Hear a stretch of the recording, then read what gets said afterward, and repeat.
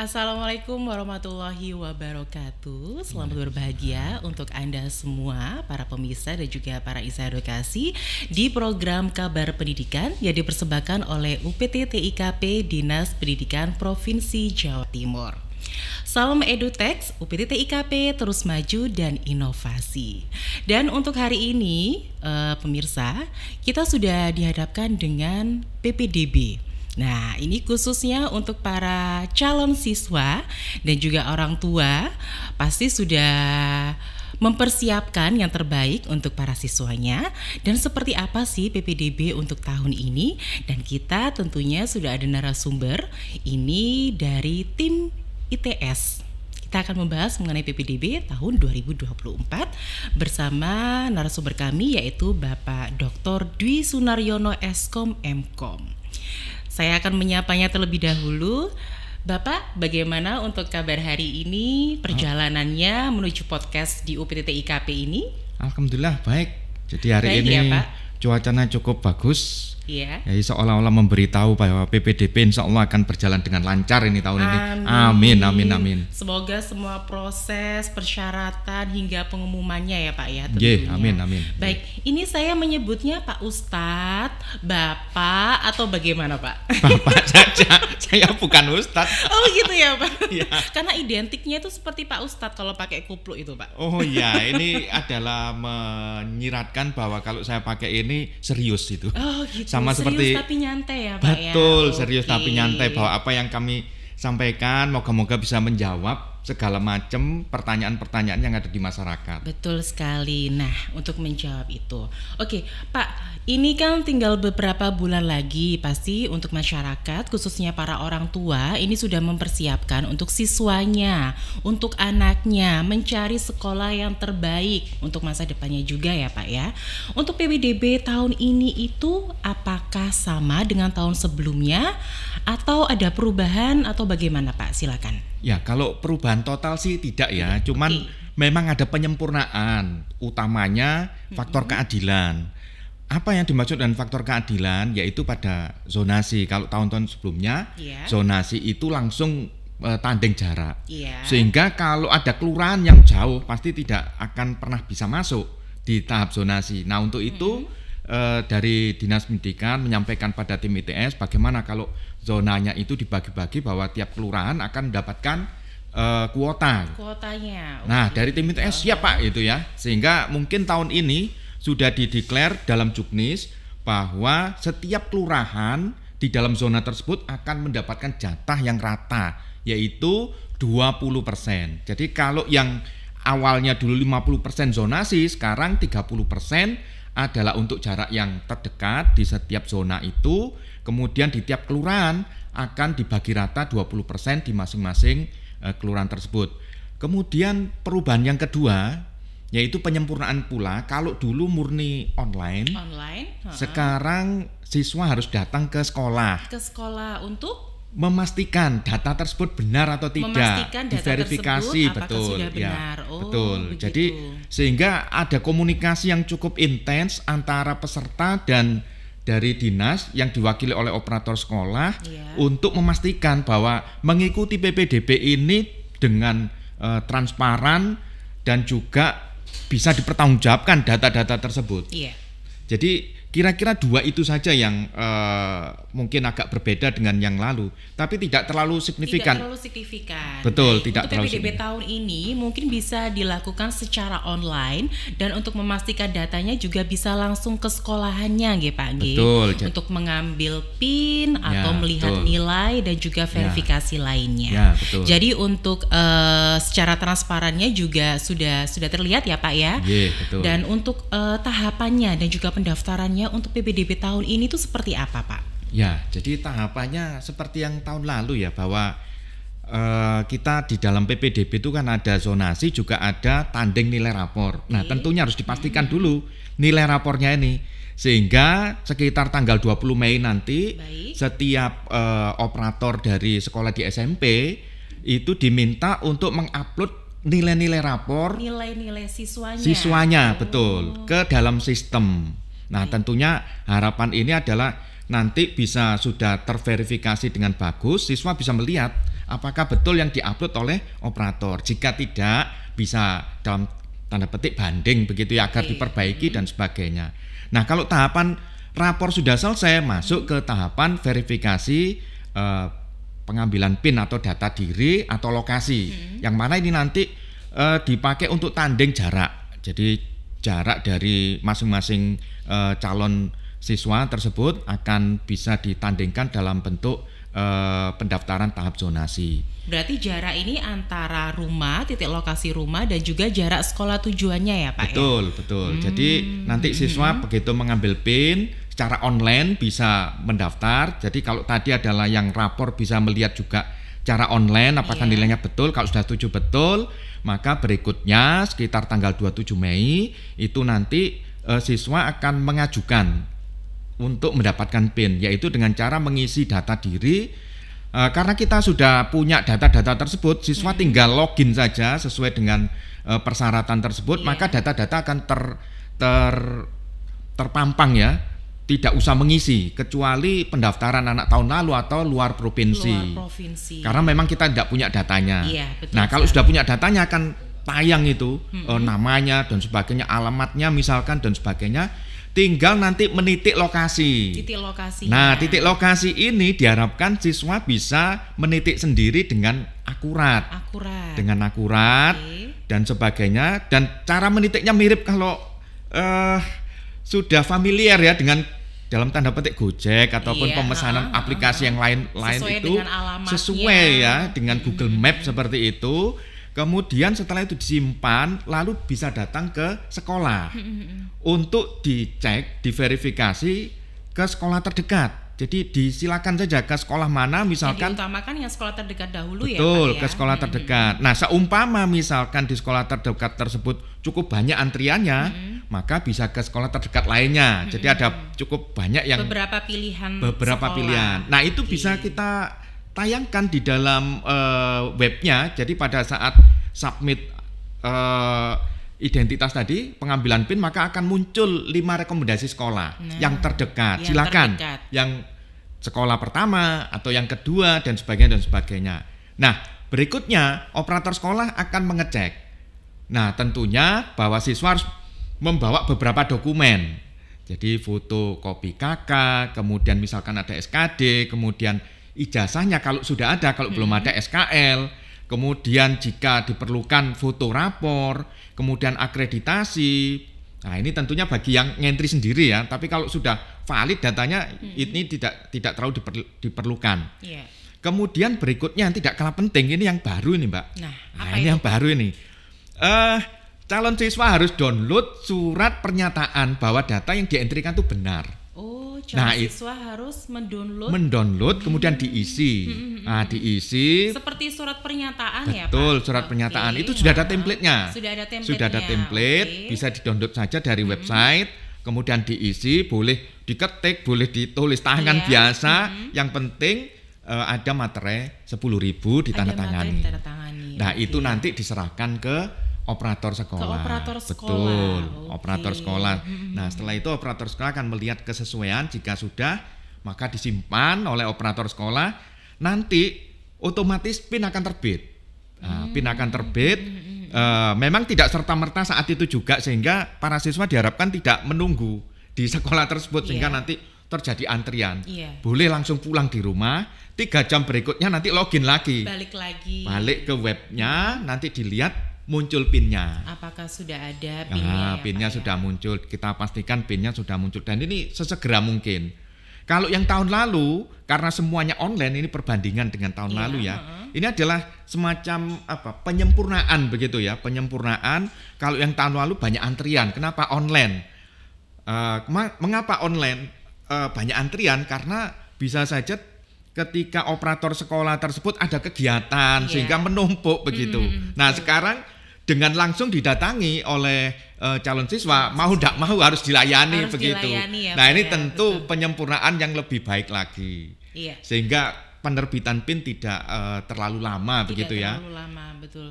Dan khusus untuk yang anak-anak tahun lalu itu juga harus menyertakan surat pernyataan bahwa juga ada template-nya. Ada template-nya juga? Iya betul, ada template-nya. Jadi khusus tahun lalu, karena sebenarnya kalau tahun lalu ini kan biasanya sudah sekolah ya. Iya. Nah tentunya ketika nanti diterima di sekolah baru, lah bagaimana dengan sekolah lama ini gitu. Iya, maka harus membuat surat pernyataan bahwa jika diterima di sekolah barunya, maka akan disurati kepala sekolah yang lama ke sekolah yang baru. Iya betul. Jadi ini semacam pernyataan kelegaan begitu ya, kelegaan bahwa ini siswanya ini siswanya ini begitu akan bersekolah di tempat betul. Nah, setelah operator menyatakan itu benar, maka juga ada surat lagi, Mbak. Ini. Banyak ya ini Pak, sepertinya PR-nya operator ini. Operator memeriksa, setelah selesai menyatakan benar, maka dia mencetak surat berita acara. Berita acara bahwa misalkan saya operatornya, Mbak adalah siswanya, maka tanda tangan berdua ini. Nah, ini adalah semacam legalitas formal bahwa apa yang dientrikan itu betul. Untuk apa ini? Untuk jaga nih kalau ada hal-hal di kemudian hari yang tidak diinginkan. Nah, kalau sudah selesai, ya sudah, itu PIN akan terbit, siswa bisa nanti mendaftar. Ada beberapa tahapan pendaftaran, mau ikut yang afirmasi misalkan, pindah tugas misalkan, dan sebagainya, atau prestasi misalkan di tahap 1 itu. Kemudian ada tahap 2, ada tahap 3, tahap 4, dan tahap 5 yang terakhir itu. Berarti ini siswa atau calon siswa ini jika ingin mendaftar untuk PPDB tahun ini memang bisa dibantu oleh operator ya Pak ya, untuk nilai data-datanya dan juga nilai rapornya bisa diupload oleh operator ini juga dari sekolahan. Betul. Lalu kalau seumpamanya Pak, siswa ini terlambat mendapatkan informasi mengenai PPDB, cara pendaftarannya seperti apa, dan dia juga tidak aktif untuk bertanya ke operatornya. Lalu bagaimana Pak? Apakah tetap dia harus memberikan ke operator sekolah, atau dia akan bisa mengisi sendiri di websitenya PPDB ini Pak? Iya, jadi kalau rapor ini ya, tentu masalah rapor. Nilai rapornya ini. Jadi ada banyak kemungkinan ya rapor itu. Jadi rapor misalkan operator sekolah asal SMP-nya itu kelupaan ataupun tidak mau mengentry ya, mungkin ada kasus seperti itu. Maka siswa itu bisa ngentry sendiri, Mbak. Bisa mandiri ya, betul. Bisa mandiri. Ini mengantisipasi kalau ternyata ada hal-hal yang katakanlah entry rapornya bermasalah atau bagaimana begitu, maka boleh entry sendiri. Nah, karena kan memang terkadang operator ada yang mengentrikan nilai siswanya, ada juga mungkin karena ada masalah atau apa yang tidak bisa kita sebutkan, jadi beliau juga operator mungkin ada yang tidak bersedia karena dengan alasan-alasan tertentu. Mungkin di tahun sebelumnya juga ada seperti itu ya Pak? Ada seperti itu. Jadi beberapa SMP ada yang memang kita juga nggak tahu alasannya karena kebijakan tidak mengentrikan nilai rapor di SMP-nya, sehingga dinas memberikan sebuah exit point-nya, yaitu silakan entry sendiri, lalu upload buktinya untuk nanti dicocokkan di operator sekolah SMA. Jika itu benar ya sudah nggak ada masalah. Namun juga ada kasus bahwa nilai rapornya misalkan tidak mau apa-apa, 0 gitu, tidak apa-apa juga, bahwa nanti ketika nilai rapornya itu tidak di-entry kan otomatis 0. Ya, boleh masih boleh mendaftar. Jadi seperti misalkan di Madura itu ada request khusus sehingga kalau tahun lalu itu diizinkan, sekarang malah semuanya boleh. Jadi gak pakai rapor juga masih boleh diizinkan untuk mendaftar. Nah, tentunya pasti akan kalah ya Mbak, wong nilainya 0 semua. Kalau tanding dengan anak lain kan pasti kalah ya. Nah, tentunya mungkin pakai yang zonasinya atau yang lain. Jadi gak ada masalah. Intinya bahwa kita berkoordinasi dengan dinas pendidikan itu adalah bagaimana cara memudahkan masyarakat untuk bisa mendapatkan layanan dalam sistem PPDB ini. Iya, memang pasti setiap tahun pasti dibuat evaluasi ya Pak ya, Betul, kekurangannya betul. seperti apa, Nggih, permintaan betul. masyarakat seperti apa, Nggih, nanti betul. akan disempurnakan Betul, kembali. betul, nggih. Iya Pak, untuk SMA dan juga SMK ini apakah perlu untuk tes kesehatan Pak? Karena kalau SMA ini kan lebih ke umum ya Pak, kalau SMK ini kan kejuruan, mungkin ada persyaratan untuk tes kesehatan seperti tinggi badan ataupun buta warna, monggo silakan Pak. Jadi ini juga penyempurnaan lagi, lebih disimpelkan ya. Iya. Jadi kalau untuk SMA itu tidak perlu tes kesehatan. Tidak perlu tes kesehatan. Tes kesehatan tidak perlu, wis pokoknya punya nilai rapor berarti bisa tanding rapor. Kemudian kalau misalkan pakai zonasi ya jaraknya, kalau otomatis dekat insya Allah ya diterima kalau di SMA. Tapi kalau SMK ini beberapa jurusan ada yang mensyaratkan tidak buta warna misalkan dan sebagainya, kemudian tinggi badan dan sebagainya. Nah untuk itu diperlukan adanya tes kesehatan. Nah tes kesehatan ini tidak boleh di tempat lain, di SMK yang bersangkutan. Di SMK yang bersangkutan. Atau terdekat, boleh semuanya. Iya. Jadi misalkan mau daftar di SMK A, di mana jaraknya tuh 50 meter dari rumahnya, ya Iya. sudah datang aja. Nanti operator dari SMK tersebut akan mengukur Iya. tinggi badannya misalkan, kemudian tes buta warna yang simpel itu ya, Iya. yang mana kita bisa dapatkan di banyak aplikasi begitu. Nanti operatornya akan ngecek bahwa ini buta warna atau tidak, ini tinggi badannya berapa di entry. Nah otomatis data-data tersebut disimpan oleh sistem, sehingga pada saat nanti mendaftar di SMK maka akan dicek. Ketika persyaratannya itu memenuhi boleh, ketika tidak memenuhi otomatis dicegah.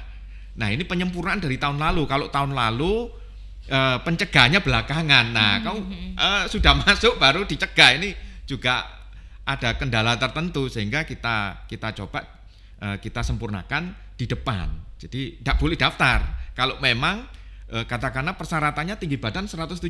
Iya. Ternyata pada saat dites Satrilnya. 150 misalkan, langsung tidak bisa daftar. Silakan daftar di jurusan yang lain dan sebagainya. Buta warna misalkan elektro, harus bisa kabelnya itu ya, merah putih kuning itu harus paham Jangan kabelnya, sampai ya, Pak, jangan ya, sampai keliru keliru ya, Pak, gitu ya. ya. Ternyata kena buta warna ya nggak bisa masuk situ. Jadi sudah dicegah di awal. Dicegah di awalnya. Ya, betul. Memang kalau untuk SMK ini memang lebih signifikan ya Pak ya, untuk tinggi badan dan juga buta warnanya. Lalu untuk kita ngomong sistem Pak, ini kan kadang itu semakin banyak yang mengakses, itu kan nanti biasanya kita kalau ke websitenya itu akan lambat, lemot. Ada tips dan triknya nggak sih Pak untuk cara mencegah hal itu? Mungkin kalau kuota internet para siswa ini habis, itu pasti ya Pak ya nggak bisa ya. Tapi kalau semuanya mereka sudah internetnya ada, komputer atau PC-nya mereka sudah memadai, tetapi kok nggak bisa dibuka ya? Saya kok nggak bisa lihat nilai rapor saya ya? Mungkin informasinya bisa dilihat dari operator atau bagaimana Pak? Ya, jadi ini memang kalau kita masalah online real time ini memang kendala terbesar tuh ya masalah lemot atau tidak begitu ya. Dan alhamdulillah kalau yang tahun ini kita melakukan namanya stress test ya, stress test untuk diakses 50.000 RPS, request per second gitu ya. Jadi kalau berkaca dari tahun-tahun lalu ini kalau 50.000 itu sudah cukup mumpuni gitu ya. Untuk tip and triknya saya kira kita katakanlah misalkan mengakses untuk PIN ya, pengambilan PIN atau rapor dulu ya. Dilihat rapor mungkin nggak usah di awal-awal. Jadi bisa di rumah begitu ya, katakanlah malam-malam ataupun pagi sekali ataupun katakanlah H+2 begitu, itu di mana sudah tidak ada antrian dan sebagainya. Tapi kami dari ITS berusaha melakukan sebaik mungkin dan melakukan stress test tadi sehingga ketika ada banyak request itu kita harapkan tidak ada hal yang disebut lemot dan sebagainya. Namun jika misalkan ya tentu tidak kita harapkan ya, tapi jika memang lemot bisa di malamnya atau paginya atau katakanlah H+1 atau H+2, jadi tidak pada saat hari H. Kalau misalkan rapor. Untuk yang berikutnya misalkan di pengambilan PIN, itu juga begitu. Karena kan tidak ada untuk hari pertama itu bukan sebuah yang sakral, merupakan sebuah komponen untuk penilaian, enggak ada. Yang penting kan dapat datanya dan sebagainya. Jadi tip and triknya ya hindari di hari pertama, karena hari pertama pasti banyak yang mengakses dan kepingin tahu dan sudah nggak sabar itu biasanya. Betul. Bisa saja H+1 atau malamnya dan sebagainya. Nah, untuk yang pendaftaran juga begitu. Katakanlah pendaftaran tahap 1 untuk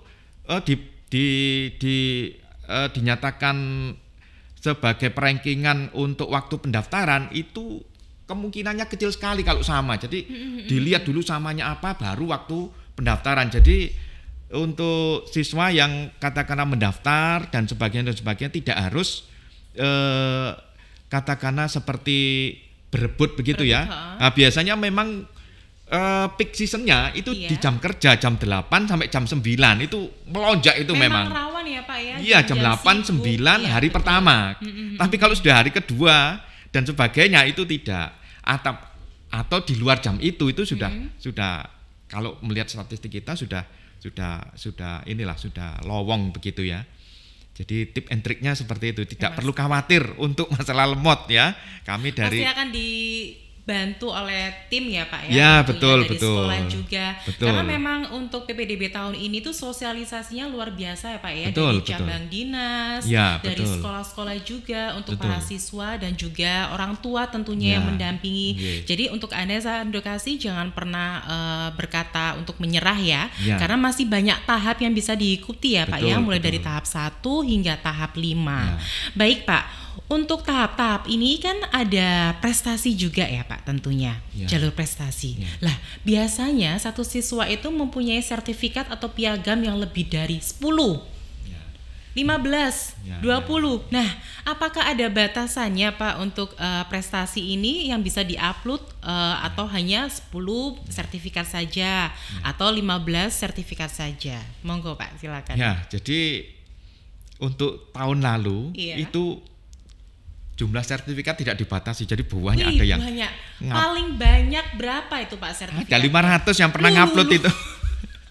Ada 500 yang pernah ngupload ya. Mulai dari sekolah umum semua diikuti nih ya Pak. Ya. Jadi kalau kita misalkan 500 ya, kita bukan berpretensi apa-apa ya, cuman dalam tanda petik kapan sekolahnya begitu ya dan sebagainya. Ini kapan nak mesti naunin nak? Nah, sehingga dari dinas mengevaluasi hal-hal seperti ini.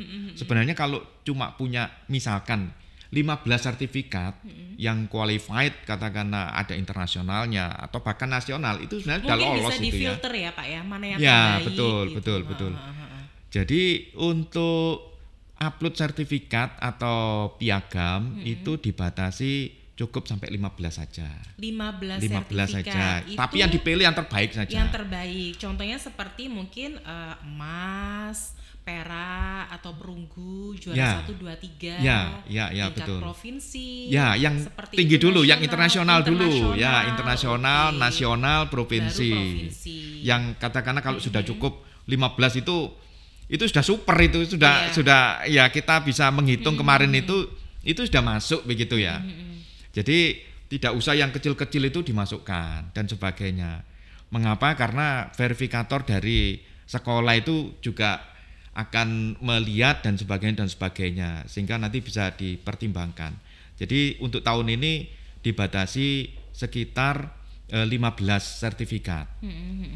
Ya. Berarti memang untuk tahun ini memang harus dipersiapkan ya Pak ya, karena memang pendaftaran PPDB ini tinggal menunggu beberapa bulan lagi. Dan tentunya untuk sekolah-sekolah juga sudah mempersiapkan apa yang sudah diberikan sosialisasi dari Dinas Pendidikan Provinsi Jawa Timur nggih Pak nggih tentunya. Betul. Baik, berarti PPDB ini saya bisa ambil kesimpulannya ya Pak ya, yaitu untuk pengambilan PIN ke sekolah, lalu mengisi data diri. Saya ralat sebentar ya. Pengambilan PIN di sekolah ini tidak online, tetap online. Jadi semuanya masih online. Ya, betul, ya? online.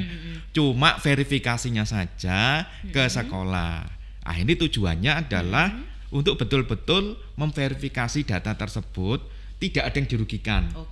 Jadi dari pihak siswa, calon siswa itu tidak dirugikan karena betul-betul dilayani dengan bagus dan sebagainya. Kemudian langsung bisa PIN itu tidak sampai nunggu antrian. Jadi yang pertama tadi tetap online. Pengambilan semuanya tetap online. Hanya verifikasi data saja. Verifikasi pengecekan datanya ya Pak ya. Jadi untuk para edukasi khususnya para calon siswa SMA SMK dan juga para orang tua ini mungkin masih ada yang bisa IT, ada yang tidak. Jadi mereka bisa saya daftar aja deh langsung ke sekolahan, mungkin bisa, ternyata tidak bisa, semuanya sistem online. Baik Bapak, karena memang keterbatasan waktu untuk hari ini, mungkin ada tips untuk PPDB tahun ini supaya dimudahkan dan juga dilancarkan untuk para calon siswa dan juga para peserta lainnya. Ya, jadi kalau kita lihat ini kan sebenarnya sudah 8 tahun ya kita mengelola PPDB ini tentunya secara online. Ya, secara online. Nah, tentunya masing-masing tahun itu ada hal-hal tertentu khusus untuk tahun ini bahwa ada faktor keadilan yang kami sebut tadi, di mana di tiap-tiap kelurahan itu akan ada kuota, maka bisa dimanfaatkan seperti itu dan tidak perlu khawatir bahwa jarak yang terjauh pun ada kuotanya, masih bisa. Kemudian untuk pendaftaran ya dihindari saja jam 8 sampai jam 9 pagi gitu ya, agar jam-jam rawan itu bisa pula di dini hari begitu, jam katakanlah mulai pembukaan misalkan jam 00 begitu, bisa ya habis subuh habis berdoa begitu ya untuk pendaftaran sehingga langsung bisa di ini. Pak. Ini tidak perlu cepet-cepetan sebenarnya, faktornya terlalu pemeringkatannya itu untuk waktu daftarnya memang ada dipertimbangkan, tapi secara kita melihat datanya itu untuk kesamaannya itu jarang sekali kesamaan itu, sehingga waktu daftar untuk pemeringkatan itu sebenarnya bukan faktor yang terlalu menentukan. Justru yang menentukan tuh memang rapornya, kemudian jarak rumahnya. Dan Bapak, Ibu ataupun adik-adik yang mau mendaftar betul-betul dilihat data tahun lalunya. Data tahun lalunya misalkan mau daftar di SMA 5, kira-kira rata-rata rapornya bagaimana, apakah nututi dan sebagainya, lalu jarak. Kemudian semacam diraba-raba di kelurahan itu misalkan memang zonasinya di SMA 5 misalkan, katakanlah ada 2 kuota, nah nanti dilihat apakah ada teman-teman sebaya yang masuk situ, kira-kira dekat enggak. Nah, kalau dekat ya bisa masuk ke zona yang kelurahan itu misalkan, dan sebagainya. Jadi memang tip and triknya untuk memilih itu sabar dan juga melihat peluang ya. Jadi jangan, ya mohon maaf ini, asal saja. Kalau asal saja nih juga berbahaya. Kadang begitu tahap 1 tidak diterima, tahap 2 enggak diterima, tahap 3 enggak diterima, tahap 4 enggak diterima, tahap 5 enggak diterima. Jadi ternyata keliru karena asal mendaftar dan sebagainya. Jadi dipelajari dengan benar, khususnya data-data tahun lalu, dan kita selalu menampilkan data-data tahun lalu. Seperti itu, Mbak. Iya. Terima kasih Bapak atas waktunya. Kita membahas mengenai PPDB ini sangat luar biasa dan juga mewakili untuk para masyarakat, khususnya untuk para calon siswa yang akan mengikuti pendaftaran PPDB untuk tahun 2024. Terima kasih Bapak atas waktunya. Bagi Sarokasi, itu tadi adalah kabar pendidikan membahas mengenai PPDB untuk tahun ini, yaitu tahun 2024. Semoga bisa membantu Anda dan juga memudahkan Anda untuk mengakses secara online. Dan Anda juga bisa melihat channel YouTube kami di UPT-TIKP Didik Jatim, dan di situ banyak sekali program pendidikan yang bisa ataupun informasi yang bisa Anda lihat. Terima kasih atas waktunya. Salam EduTech, UPT-TIKP terus maju dan inovatif. Wassalamualaikum warahmatullahi wabarakatuh. Terima kasih Bapak atas waktunya. Terima kasih.